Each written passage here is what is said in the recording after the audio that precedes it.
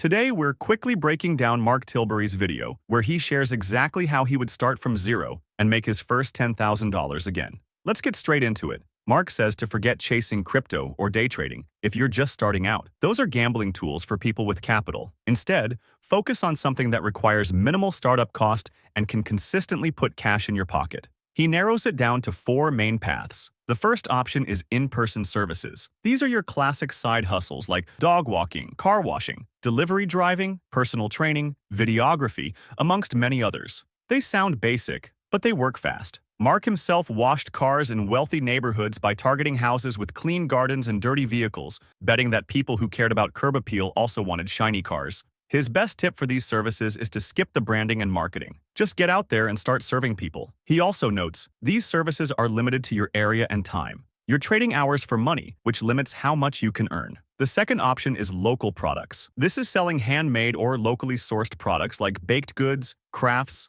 art, etc. Mark tried this by building and selling model planes, but he found it labor-intensive and hard to scale. He enjoyed it, but profit margins were low and the customer base was limited. The third option is global products. This includes dropshipping, print-on-demand, sneaker reselling, and e-commerce brands. The big advantage here is scalability, as you're not limited by geography. Mark flew to China to manufacture model airplanes, but you don't need to go that far. Dropshipping and print-on-demand are simpler, but it's not fast money. You'll need to reinvest profits and wait 1 to 3 months before seeing real returns. The fourth and final option is selling online services. This is Mark's top pick for fast and scalable income. Services like video editing, copywriting, thumbnail design, running ads, and social media management are all great choices. You get global reach with 70 to 80% profit margins and can start earning from day one. To choose the right service, ask yourself 3 questions. What are you good at? What do you enjoy learning? What problems do businesses consistently struggle with?